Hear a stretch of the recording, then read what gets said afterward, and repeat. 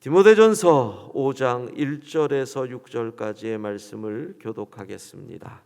하나님의 말씀입니다. 늙은이를 꾸짖지 말고 권하되 아버지에게 하듯하며 젊은이에게는 형제에게 하듯하고 늙은 여자에게는 어머니에게 하듯하며 젊은 여자에게는 온전히 깨끗함으로 자매에게 하듯하라. 참 과부인 과부를 존대하라. 만일 어떤 과부에게 자녀나 손자들이 있거든 그들로 먼저 자기 집에서 효를 행하여 부모에게 보답하기를 배우게 하라. 이것이 하나님 앞에 받으실 만한 것이니라. 참 과부로서 외로운 자는 하나님께 소망을 두어 주야로 항상 간구와 기도를 하거니와 향락을 좋아하는 자는 살았으나 죽었느니라. 아멘. 사도는 지금 교회 내에서 구제하는 문제에 관해서 지혜를 나누고 있습니다. 아주 실제적인 문제죠. 사람이 살아 있는 동안에 가난이 있고 또 어려움을 겪는 일이 있으니까 특별히 오늘은 과부를 구제하는 문제가 다뤄지고 있습니다. 읽을수록 참 구체적이지요. 성경은 전통적으로 구약 성경에서라는 뜻이죠. 돌보아야 할 세 대상이 고아, 과부, 나그네입니다. 왜 그들을 하나님께서는 특별히 관심을 갖고 보시느냐? 그 세 부류는 공통점이 보호자가 없다라는 거죠. 고아, 돌볼 부모가 없고, 과부, 남편이 없고, 나그네는 보호해 줄 수 있는 아는 사람, 소속이 없지요. 특별히 어떤 공권력과 국가의 구제가 없던 그 시절에 고아는 거의 노비가 되거나 죽거나, 과부의 삶은 남성 위주의 사회에서 더 어렵습니다. 우리나라도 쉽지 않죠. 제가 목회를 했던 제주 제사 문화가 참 얼마나 많아요. 그런데 놀라운 것은 할아버지 제사를 지내는데 할머니가 2명 또는 3명인 경우가 많습니다. 그때는 이미 조선시대도 아니고 일제 강점기도 지난 시대의 할머니들인데, 아시다시피 제주의 비극인 4.3 엄청난 사람, 특별히 남자들이 많이 죽어서 혼자 살 수 없는 이 여성들이, 그러니까 재취라 그러지요. 그러니까 둘째 부인으로 들어간 사례가 아주 많습니다. 그때가 지금으로부터 얼마 전이에요. 그런데도 과부가 홀로 살 수가 없어서 다른 남자의 2번째 부인 또는 3번째 부인이 되고, 그 할머니들 제사까지 치르느라고 정신이 없었던 분들이 제법 있었단 말이에요. 그러니까 보호자가 없다. 특별히 나그네는 출애굽기 보면 주께서 너희도 애굽 땅에서 나그네였다, 이렇게 말씀하시죠. 그러니까 이런 것을 주께서 꿈꾸시는 거예요. 이스라엘은 가족이다. 아버지를 하나님으로 모시는 가족이요, 너희는 한 형제다. 이런 개념을 이스라엘 공동체를 이끄시면서 하나님께서 꿈꾸신 것이다. 이렇게 볼 수 있어요. 그러면 아버지가 형제들한테 그러는 거잖아요. 동생들 잘 돌봐라. 고아, 과부, 나그네.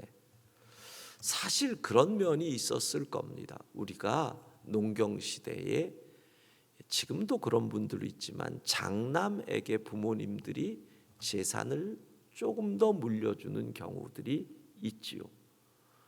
이유가 뭐예요? 너는 첫째니까 내가 없을 때 너희 동생들을 네가 돌봐야 된다. 이게 사실 장남들에게 더 주는 이유였습니다. 너가 나를 대신해서 동생들을 돌봐라. 그런데 지금 시대에는 부모가 안 계시면, 농경 시대는 형제가 힘을 합쳐야 농사를 지을 수 있었으니 근처에 살며 서로 도울 수밖에 없지만, 지금은 부모가 안 계시면 형제가 남이 되는 시대가 되다 보니 형에게 더 준다라는 것이 불화의 원인이 되지요. 어쨌든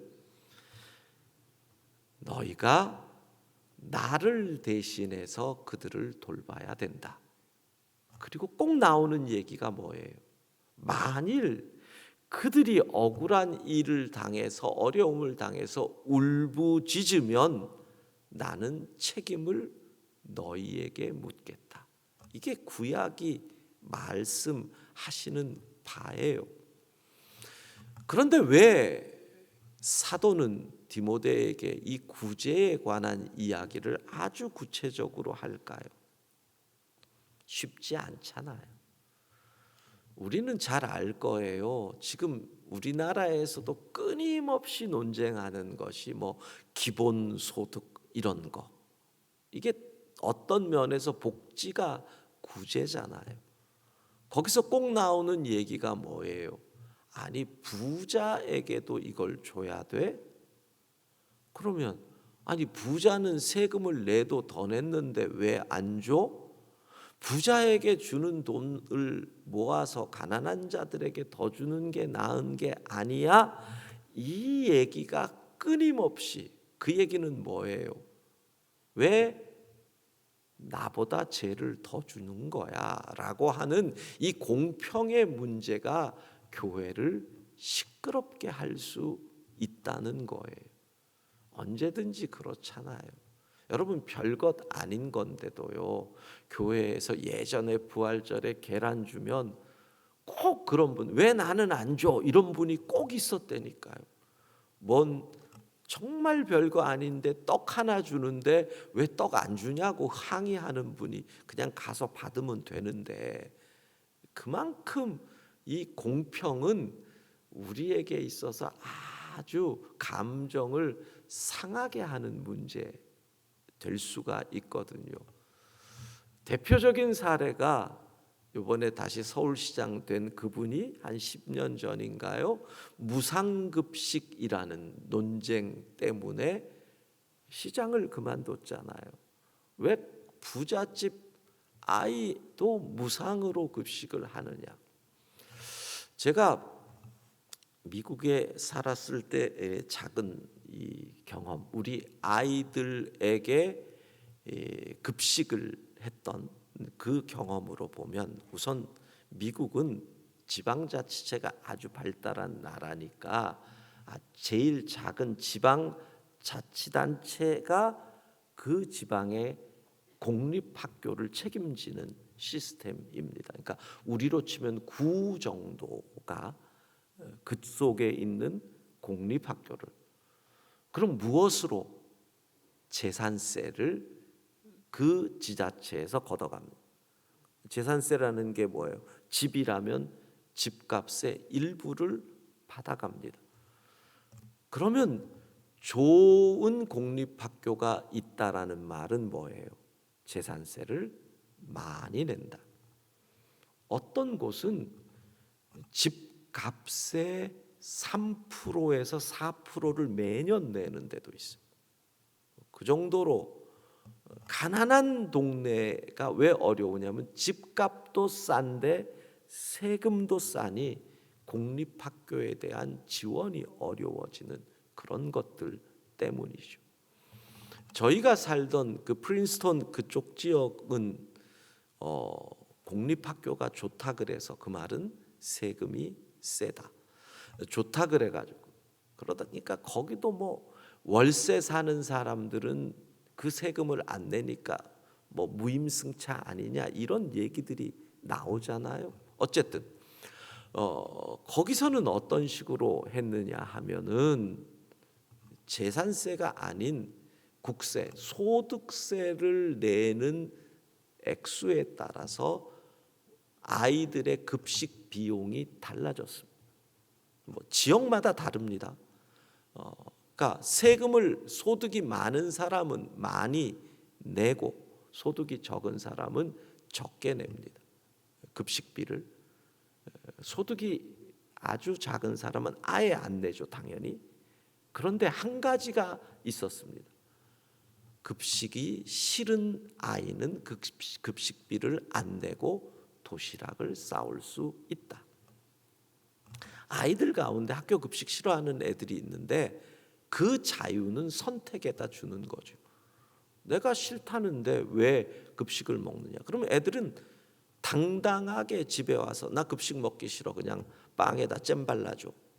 그거 들고 가서 먹을 수 있게 하는 그런 것이었습니다. 항상 복지는 언제나 공평의 문제가 다가온다라는 겁니다. 교회가 역사적으로 보면 시작부터 이 복지 문제로 시끄럽죠. 사도행전 6장 1절 우리 같이 한번 읽어보도록 하겠습니다. 그때 제자가 더 많아졌는데 헬라파 유대인들이 자기의 과부들이 매일의 구제에 빠짐으로 히브리파 사람을 원망하니 예, 그렇습니다. 초대교회의 첫 번째 갈등이 구제 문제입니다. 더군다나 오늘 본문과 같은 과부의 구제에 우리 쪽 사람들이 빠졌다라고 하는 불평이 교회의 갈등을 가져오는 거죠. 그러니까 그 말은 지금 바울이 던지는 이게 뿌리 깊은 갈등이다라는 얘기입니다. 여기서 뭐가 나오지요? 7 집사가 등장하게 되는 사건의 배경이, 그러니까 교회의 공평의 문제로 갈등이 생기니까 사도들이 자기의 권한을 내려놓는 책임을 진다라고 하는 사회과학적 접근도 할 수 있는 부분이지요. 본문을 보면 이런 문제들이 있었구나 하는 걸 역으로 볼 수 있습니다. 자, 초보 목회자였던 디모데에게 심히 어려웠던 이 과부 구제의 문제, 본문 속에서 나타나는 것들을 보면 내일까지 이 16절까지 본문을 볼 거니까 구체적인 얘기는 또 내일도 할 것입니다. 과부가 생겼을 때 가족이 안 돌보고 교회에 맡기는 경우가 있었구나. 그러니 먼저 집에서 효를 행하라. 이 얘기가 나오는 것은 그런 문제가 있었다는 뜻이죠. 6절을 보면 향락을 좋아하는 자, 이 말은 과부가 된 자 중에 도리어 풍기문란한 사람이 있었다라는 이야기입니다.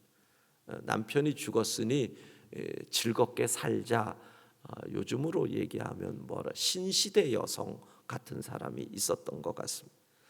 또 문제가 뭐가 있습니까? 과부가 재혼을 하는 경우에는 어떻게 하느냐? 이전에 받았던 구제비를 토해내게 해야 되느냐? 이런 문제도 있었던 것 같죠.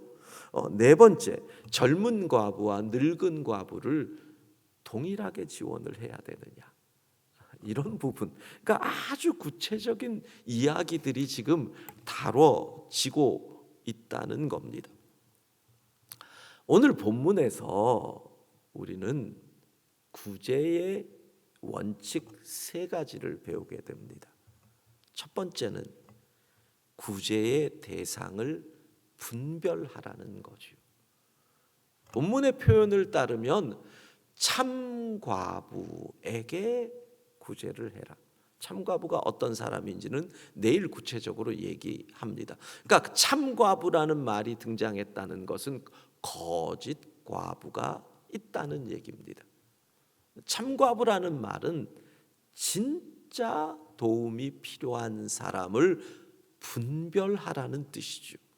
그 사람을 어떻게 자격을 주어지는지는 내일 나오게 됩니다. 여러분, 지금 사도는 구제의 대상을 분별하라고 하는데 그게 과로가 있습니다. 목회자 디모데야, 너는 저 사람이 참 과부인지 거짓 과부인지 알고 있니를 묻는 겁니다. 그 말은 내가 열심히 신방하고 교인들을 돌봤으면 그거 알걸, 그게 과로입니다.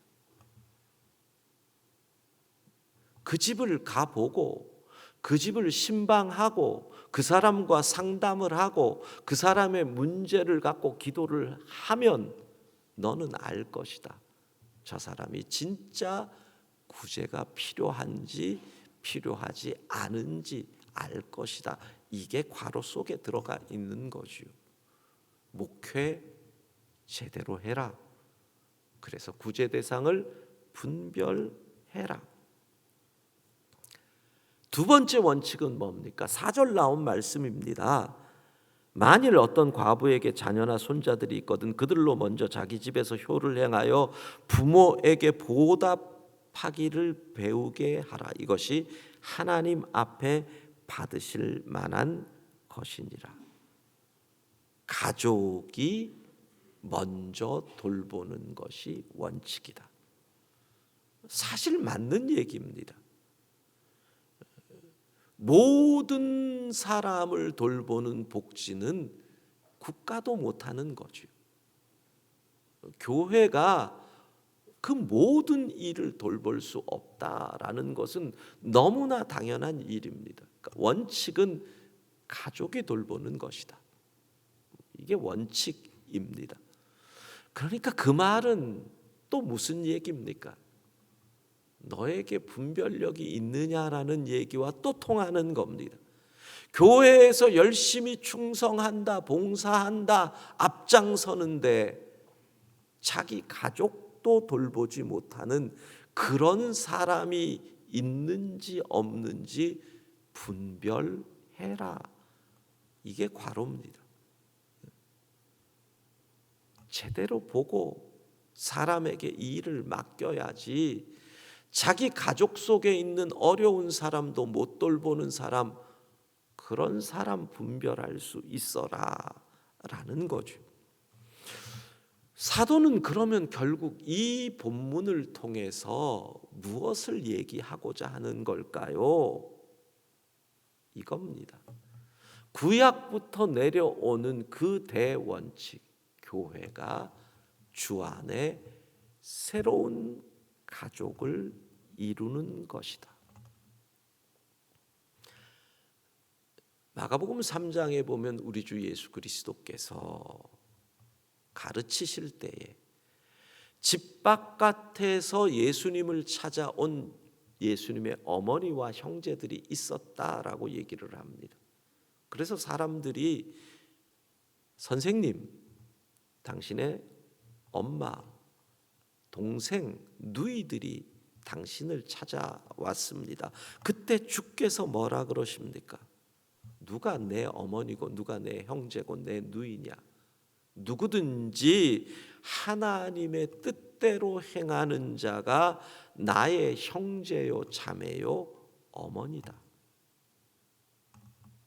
새로운 가족, 주 안의 가족을 선포하시지요. 이 가족이 교회가 된다는 원칙이 재확인되는 곳이 예수 그리스도께서 십자가에 달려 돌아가실 때입니다. 여기서 우리는 의문이 하나 생기죠. 예수님께서 자신의 어머니를 요한에게 맡깁니다. 사랑하는 제자 요한아, 너의 어머니다. 어머니, 요한이 이제부터 당신의 아들입니다. 의문이 생깁니다. 수요일에 고목사님 설교했듯이 예수님의 형제 이름만 4명이 나옵니다. 시몬, 유다, 야고보, 요셉. 그럼 걔들은 뭐하고? 엄마가 안 그래도 과부고 형이 엄마를 못 돌본다 그러면 동생들이 봐야 되잖아요. 또 그것이 아까 얘기한 원칙이잖아요. 왜?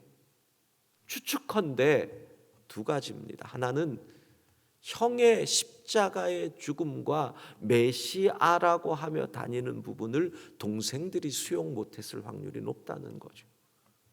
그래서 그 동생들은 십자가의 죽음 앞에서 우리가 잘못하면 죽는다. 연좌제가 있던 시대잖아요.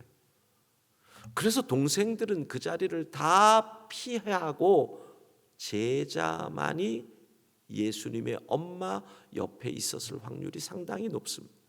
물론 부활 이후에 동생들이 돌아오지만 그것이 첫 번째 이유. 2번째는 그래서 교회 가족이 필요하다는 거죠. 왜? 환난이 다가올 때, 핍박이 다가올 때 형제도 떠나갑니다. 가족도 다 떠나갑니다. 교회 제자 공동체가 가족을 돌봐준다. 지금 주님은 그러한 새로운 가족을, 어머니를 맡김으로 우리에게 보여주는 것이 아닌가, 이런 생각을 하는 거죠. 저는 이 본문을 보면서 갑자기 그런 생각을 했습니다. 맞아. 사실은 교회 식구들이 가족보다 자주 봤는데, 코로나 이전에 주일날 보죠, 수요일날 보죠, 셀 예배 때 보죠.